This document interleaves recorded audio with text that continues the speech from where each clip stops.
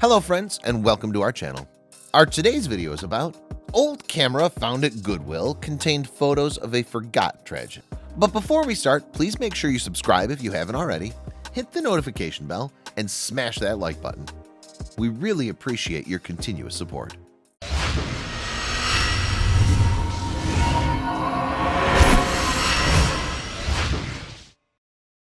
No one likes to dwell on all the things that could possibly go wrong, but Katie Dimoff from Portland, Oregon got a taste of the world's dangers when she stumbled across a camera containing scenes from a forgotten disaster. She was thrifting at a Goodwill when an old camera containing an undeveloped roll of film quickly became her most prized discovery. In Portland, a love of photography comes with the territory. Katie Dimoff counts herself as one of the many local photographers who snaps photos of the surrounding Cascadia region. Katie's favorite hobby, however, requires even more patience than waiting for her film to process.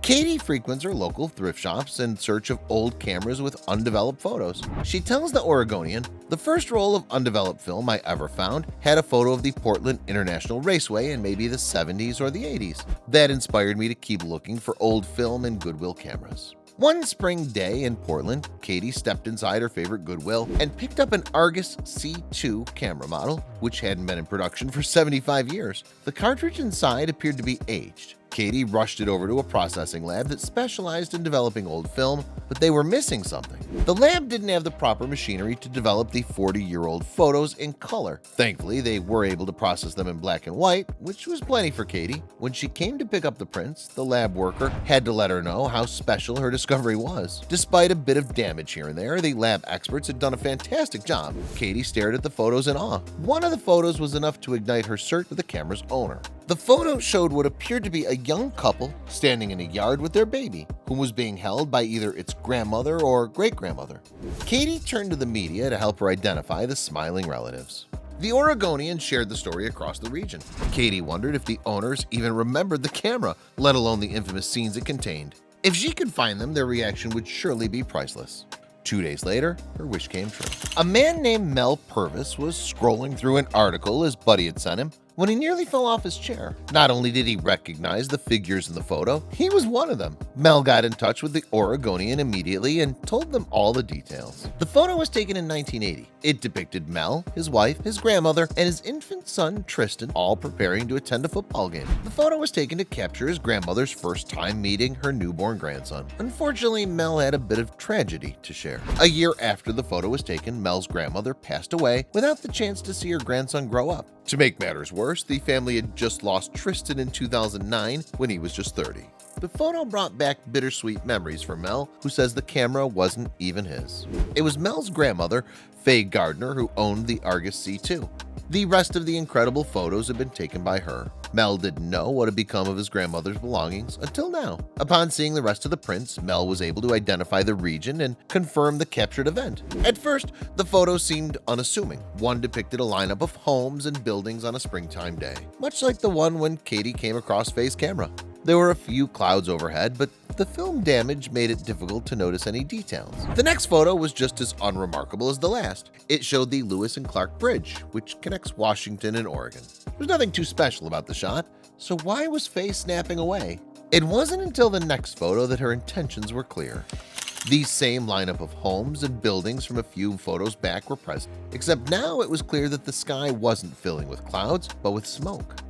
When Katie first picked up the photos at the lab, the workers had left her a note asking, "Is this from the Mount St. Helens eruption?" On the morning of May 18, 1980, Mount St. Helens was rocked by a 4.0 magnitude earthquake. Experts were expecting the hit, but they only had 3 days to prepare before the quake rippled out, causing a mess of 4.0 tremors for days on end. Citizens were fixed on the mountain, which was beginning to grow. Out of the side of the mountain, a massive bulge pushed its way through. The boiling magma beneath was searching for an escape route, and the land beneath the 450-foot bulge crumbled as the side of the mountain erupted. It was nothing like the school science fair volcanoes you're used to. This sideways force, called a nuée ardente, pummeled everything in its 8-mile path. The burning gases flew through the air faster than the speed of their own sound. A shockwave the size of 352 football fields followed, causing Mount St. Helens to burst upwards in textbook fashion. Faye was frantically attempting to capture this moment. The explosion, reminiscent of a nuclear blast, coated the skies of 8 surrounding states. The resulting damages cost over $1 billion. America is yet to see an eruption as devastating, but with the mountain still active, there's no telling what the future may bring. Katie remained puzzled about one peculiar detail. In an email to Fox News, Katie admitted to her intrigue. "I was curious how it could be that anyone would shoot images of the eruption, which was such an iconic time here in the Pacific Northwest, and not run right out and get them developed." Even without an answer, Katie knew one thing. Mount St. Helens is my favorite place. It feels sacred there. So when I realized my found film had images of the eruption, it felt like it was meant to be. 40 years later, the world couldn't agree more. Volcanoes remain sites of fascination, especially active ones. Did you enjoy today's story? Let us know what you think about it in the comments.